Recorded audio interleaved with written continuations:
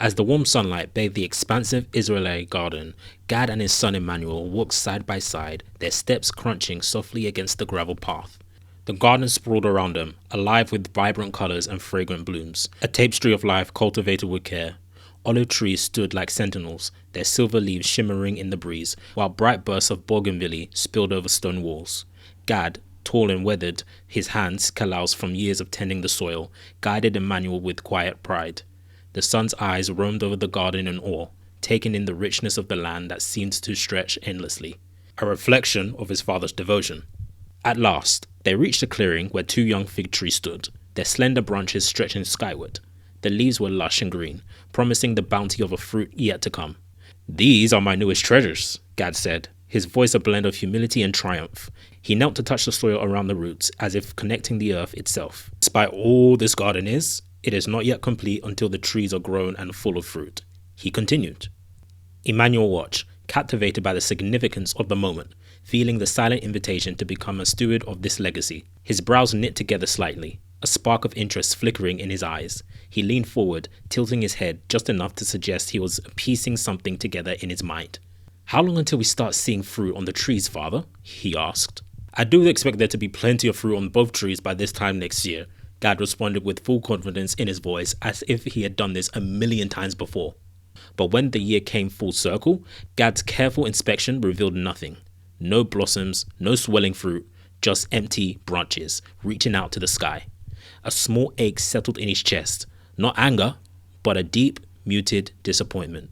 He ran his fingers across the bark, searching for answers in its rough texture, as if the tree could explain its silence. And yet, Gad sighed and stood tall.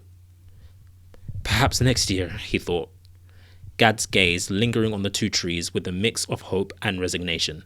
The soil was good, the care had been given.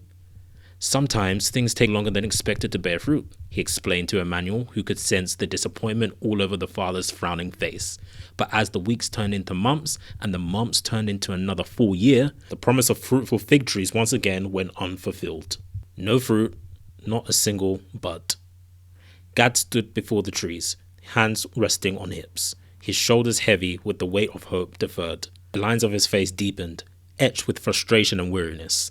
He had been trusting that with patience, something sweet would yield in time, but the trees stood silent and barren. Disappointment gave way to something sharper, resentment, maybe even doubt. Were the trees flawed? Had he done something wrong?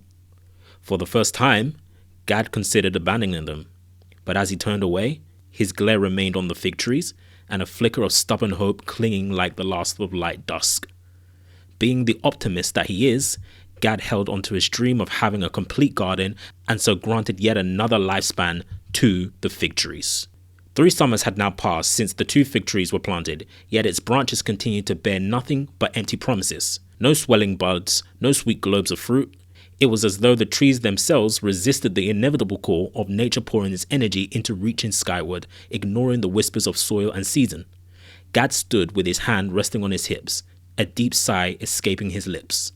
He crouched at its base, fingering the earth. Was it the soil? The sun? Or was he simply asking too much of the trees? A creeping doubt took root in his mind, spreading like the weed. Maybe the fault was his. Maybe he had failed them. Straightening up, he gave the trees one last glance, his face a mask of reluctant acceptance. Disappointment right on him like the afternoon heat, thick and inescapable. The thought came to him like a sudden gust of wind, startling in its clarity. They have to go. At first, he resisted the idea, shaking his head as if to dispel it. These were his trees after all, but the more he looked, the more the thought took root. What good were a couple of fig trees that gave no figs? He bent to pick up the pruning saw, its familiar weight suddenly feeling heavier. Cutting it down wasn't just about the trees. It was about reclaiming the space it had occupied, the hope it had drained, the effort it had stolen. "Wait!" a voice shouted. Gad paused and turned to see Emmanuel striding towards him, his face flushed with urgency. Emmanuel stopped a few paces away, eyeing the sharp blade of the saw inches away from digging deep into the wood. "Don't cut it down, not yet," he pleaded to Gad. "I've given the trees 3 years, Emmanuel. They're wasting precious space." Gad replied sharply, gesturing to the tree with the saw. 3 years and nothing to show for it. Emmanuel stepped closer, his voice softer now, but resolute. 1 more year. Give it just 1 more year, he pleaded. Gad let out a heavy sigh, lowering the saw.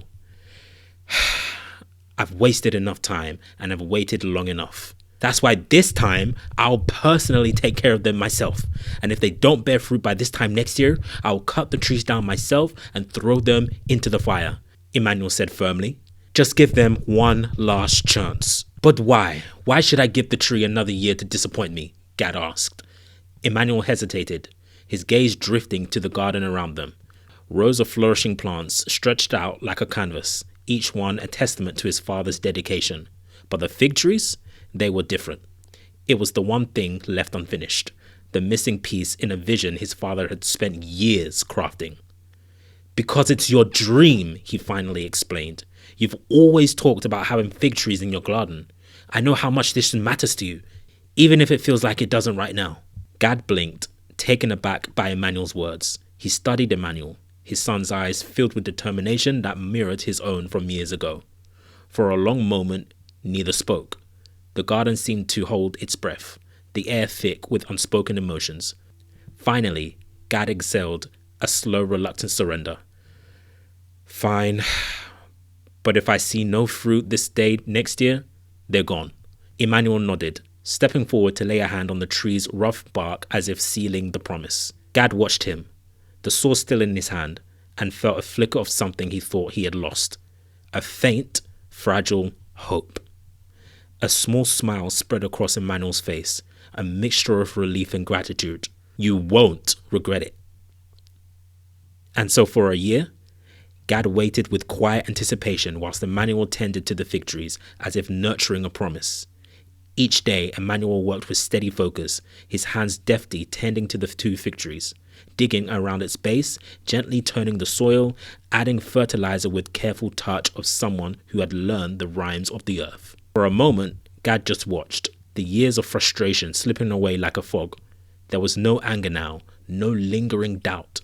Emmanuel's determination was a silent affirmation of something he hadn't fully yet realized he needed, a continuation of the dream he'd once planted with his own hands. As Emmanuel worked, Gad felt a stirring in his chest, an unexpected swell of gladness. It wasn't the kind of joy that came from a job well done, nor the satisfaction of a goal reached. No, this was deeper, an unspoken delight in seeing his sons care for something that had once only belonged to him.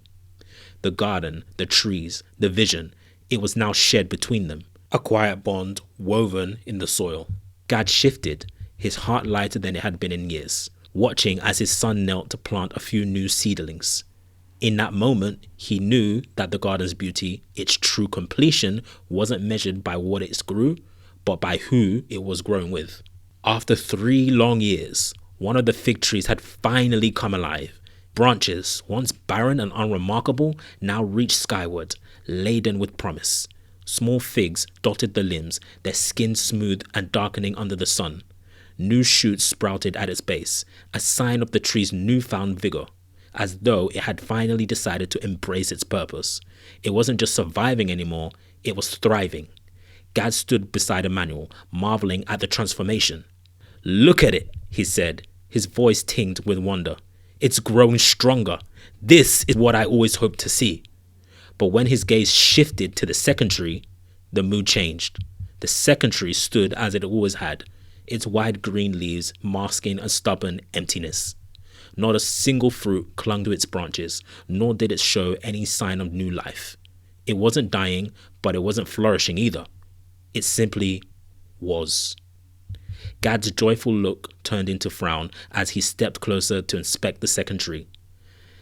"This one," he murmured, "is as if it doesn't want to grow." He ran his hand over its bark, rough and unyielding, his touch lingering as if willing the tree to respond. Emmanuel stayed silent for a moment, then spoke softly. "Unfortunately, Father, it seemed that not every tree will bear fruit." Gad shook his head slowly. "You know what to do," he said at last, his tone heavy with reluctant acceptance. Emmanuel walked towards the tool shed, his steps slow but deliberate. Each footfall seemed the echo of the weight of his decision. The promise he'd made to his father a year ago, replaying in his mind. If it bears no fruit, I'll cut it down myself. He had hoped that it wouldn't come to this, but the barren branches of the second fig tree had made the choice for him. Inside the shed, the saw hung on the wall, its blade gleaming faintly in the dim light. His fingers closing around the handle with a sense of finality, the tool felt heavy in his hand, not from its weight, but from the significance of what it meant to carry it now. Emmanuel stepped back into the garden, carrying the saw in one hand and a heavy heart in the other. His face was set. His jaw was tight with determination as he approached the fruitless fig tree. He paused at its base, gripping the saw tighter. For a moment, he stood still as if giving the tree one last chance to prove him wrong. But there were no figs, no signs of life beyond the green leaves that had fooled both him and his father for 3 whole years. He took a deep breath, steeling himself for what he had to do. Then with purpose, he set the saw's teeth to the trunk and began. The teeth bit into the wood with a sharp rasp, the sound cutting through the stillness of the garden. Stroke by stroke, he worked methodically, his face in quiet determination. Gad stood at a distance, watching silently, his face unreadable. When the tree finally fell, it landed with hollow thud, its branches splayed against the earth. Emmanuel stood over it, wiping away the sweat from his forehead, and glanced towards the fire pit he had prepared. He dragged the branches piece by piece, each step heavy with the weight of fulfillment. As the flames began to crackle and rise, he stood back and watched the wood burn. The fire licked hungrily at the branches, reducing them to ash and smoke that curled into the sky. It wasn't anger or frustration that he felt, but a strange, quiet resolve.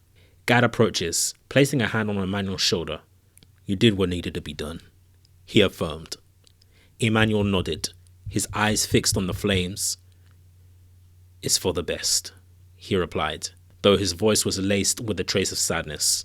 He turned his gaze to the first fig tree, its branches heavy with fruit. "But at least now your garden is finally complete, with a fruitful fig tree completing your vision for this place." The father and son duo observed the now complete garden, standing for a long while side by side, not needing to speak further. The beauty of the fruitful fig tree spoke for them both, an unspoken understanding between them woven into every branch and leaf. Together, they had brought this garden to life. Together, they had created something that would last, something that would continue to grow long after the days of tending had passed. Dad placed his hand on Emmanuel's shoulder, his touch warm and strong. "Now, we can rest."